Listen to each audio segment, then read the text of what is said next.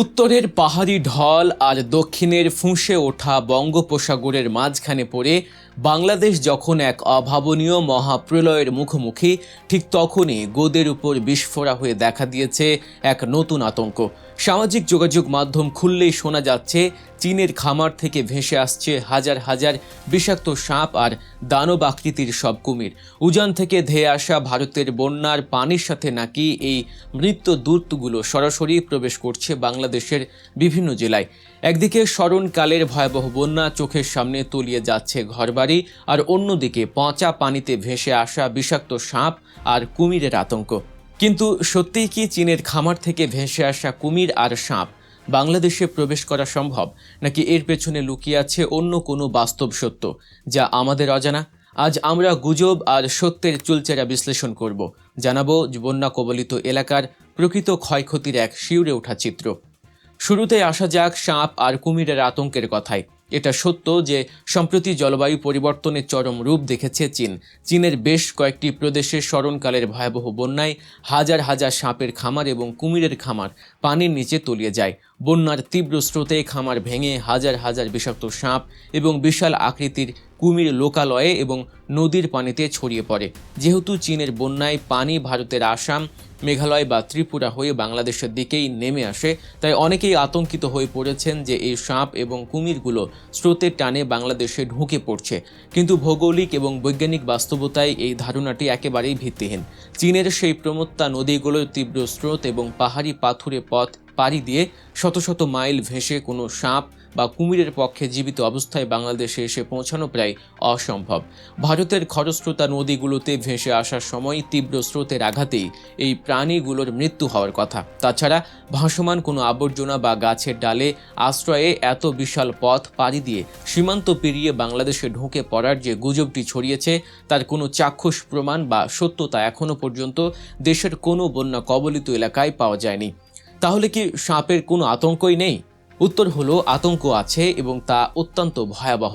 তবে সেই সাপ চীন বা ভারত থেকে ভেসে আসেনি, এগুলো আমাদের দেশীয় সাপ। দেশের দক্ষিণ পূর্বাঞ্চল ও উত্তর পূর্বাঞ্চলে টানা অতিবৃষ্টি, পাহাড়ি ঢল ও পাহাড় ধসের কারণে বন্যার পানি যখন হুহু করে লোকালয়ে ঢুকছে, তখন বন, জঙ্গল আর গর্তে লুকিয়ে থাকা সাপগুলো নিজেদের প্রাণ বাঁচাতে নিরাপদ আশ্রয়ের খোঁজে বেরিয়ে আসছে। আর এখানেই ঘটছে আসল বিপত্তি। বন্যার কারণে লাখ লাখ মানুষ যখন নিজেদের ঘর বাড়ি হারিয়ে কোনো রকম টিনের চালে, নৌকায় বা উঁচু কোনো স্থানে আশ্রয় নিচ্ছেন, তখন সাপ বা বিচ্ছুরাও একই জায়গায় আশ্রয় খুঁজছে। ফলে রাতের অন্ধকারে বা চরম দুর্যোগের মুহূর্তে বিষাক্ত সাপের কামড়ে শিকার হচ্ছেন অসংখ্য অসহায় মানুষ। বন্যার পানি কমার পর কৃষকরা যখন আমন ধানের বীজতলা তৈরি করতে বা খেতে কাজ করতে যাচ্ছেন, তখনও তারা সাপের আক্রমণের শিকার হচ্ছেন। ইতিমধ্যে প্রায় 2 শতাধিক মানুষ সাপের কামড় খেয়েছেন। এর মধ্যে গোখরা, শঙ্খিনী, দুধরাজ, এমনকি কিছু এলাকায় রাসেলস ভাইপারের মতো বিষধর সাপের উপস্থিতিও দেখা গেছে। সবচেয়ে মর্মান্তিক বিষয় হলো, এই দুর্যোগের মুহূর্তে উপজেলা পর্যায়ের স্বাস্থ্য কমপ্লেক্সগুলোতে পর্যাপ্ত অ্যান্টিভেনম বা সাপের বিষের প্রতিষেধক মিলছে না। হাসপাতালে ছুটে গেলেও অনেক সময় অ্যান্টিভেনমের অভাবে রোগীকে উন্নত চিকিৎসার জন্য শহরে নেয়ার পথেই মৃত্যুর কোলে ঢলে পড়তে হচ্ছে।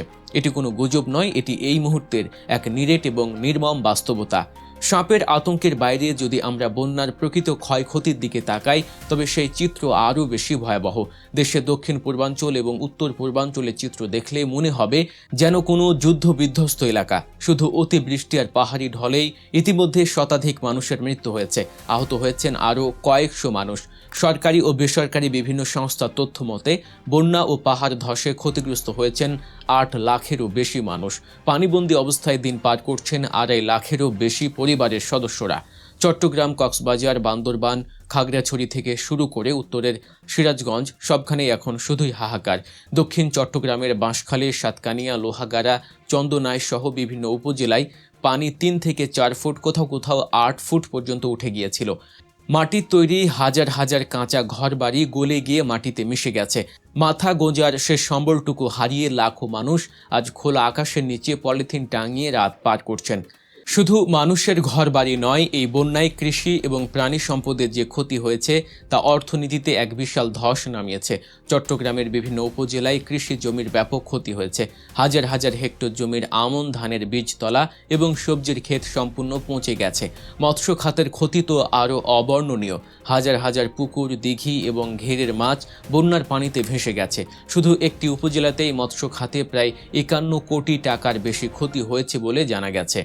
প্রাণী সম্পদের চিত্রটি চোখে পানি আনার মতো। খামারিদের চোখের সামনেই বন্যার তোড়ে ভেসে গেছে হাজার হাজার গবাদি পশু। প্রাথমিক এক হিসাবে দেখা গেছে এই বন্যায় অন্তত 31টি গরু, কয়েক ডজন ছাগল, ভেড়া এবং প্রায় লাখখানেক হাঁস মুরগি মারা গেছে। প্রাণী সম্পদ খাতে ক্ষতির পরিমাণ প্রায় 28 কোটি টাকারও উপরে। যে খামারি ঋণ করে খামার করেছিল, বন্যার এক রাতেই তিনি নিঃস্ব হয়ে পথে বসেছেন। আর এই ধ্বংসযজ্ঞের পর শুরু হয়েছে আরেক নতুন মরণ খেলা, নদী ভাঙন।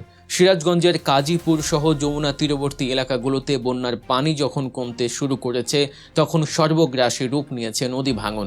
চোখের পলকে বিশাল বিশাল ফাটল ধরে নদীর গর্ভে বিলীন হয়ে যাচ্ছে বিঘার পর বিঘা ফসলি জমি, বসত ভিটা এবং গাছপালা। মানুষ দাঁড়িয়ে দেখছে তাদের সারা জীবনের অর্জিত সম্পদ কিভাবে নিমিষেই নদী রাক্ষসে পেটে হারিয়ে যাচ্ছে। তাদের করার কিছুই থাকছে না। একদিকে বন্যার ক্ষতি কাটিয়ে ওঠার আগেই অন্যদিকে নদী ভাঙনের এই থাবা চরাঞ্চলের মানুষকে চিরতরে নিঃস্ব করে দিচ্ছে। বন্যার পর পানিবাহিত রোগের প্রাদুর্ভাবও আকার ধারণ করেছে মহামারীর মতো। ডায়রিয়া, কলেরা, টাইফয়েড সহ বিভিন্ন চর্মরোগে আক্রান্ত হচ্ছেন বন্যা কবলিত মানুষগুলো। বিশুদ্ধ খাওয়ার পানি এবং রান্নার তীব্র সংকট দেখা দিয়েছে। টিউবওয়েলগুলো বন্যার পানিতে তলিয়ে যাওয়ায় চারদিকে থই থই পানি থাকলেও খাওয়ার মতো এক ফোঁটা নিরাপদ পানি নেই। শুকনা খাবারের পাশাপাশি এই মুহূর্তে বন্যা কবলিত এলাকায় জরুরি ওষুধ এবং স্যালাইনের চরম প্রয়োজন। এই চরম দুর্যোগের মুহূর্তে আমাদের গুজব এড়িয়ে বাস্তবতার দিকে নজর দেওয়া সবচেয়ে বেশি জরুরি। চীন থেকে সাপ বা কুমির আসার গুজবে কান না দিয়ে বরং আমাদের চারপাশের দেশীয় বিষধর সাপ থেকে নিজেদের এবং পরিবারকে সুরক্ষিত রাখার দিকে মনোযোগ দিতে হবে। ঘরের চারপাশে এবং আশ্রয় কেন্দ্রের আশেপাশে কার্বলিক অ্যাসিড ছড়িয়ে রাখলে সাপের উপদ্রব থেকে কিছুটা হলেও রক্ষা পাওয়া সম্ভব। প্রকৃতির এই রুদ্র রোষের উপর আমাদের কোনো হাত নেই, কিন্তু এই বিপদে আমরা একে অপরের পাশে দাঁড়াতে পারি। সরকার, প্রশাসন, সেনাবাহিনী থেকে শুরু করে সাধারণ মানুষ সবাইকে এক হয়ে এই দুর্যোগ মোকাবিলা করতে হবে। যারা ঘর বাড়ি হারিয়েছেন তাদের পুনর্বাসন এবং কৃষকদের ক্ষতিপূরণ দিয়ে আবার ঘুরে দাঁড়াতে সাহায্য করাই এখন সবচেয়ে বড় চ্যালেঞ্জ। আপনার এলাকার বর্তমান বন্যা পরিস্থিতি কেমন? ত্রাণ এবং অন্যান্য সহায়তা কি ঠিকমতো পৌঁছাচ্ছে? আমাদের কমেন্ট বক্সে লিখে জানান আপনার এলাকার বাস্তব চিত্র। আর দেশের বন্যাসহ আরও সব ধরনের দুর্যোগ, রাজনীতি এবং সমাজের পেছনের আসল খবর এবং বিশ্লেষণধর্মী এমন সব ভিডিও পেতে গল্প নিউজ চ্যানেলটি সাবস্ক্রাইব করে বেল আইকনটি চেপে রাখুন। সবাই সাবধানে থাকবেন, গুজবে কান দেবেন না, সত্যের সাথে থাকবেন। আল্লাহ হাফেজ।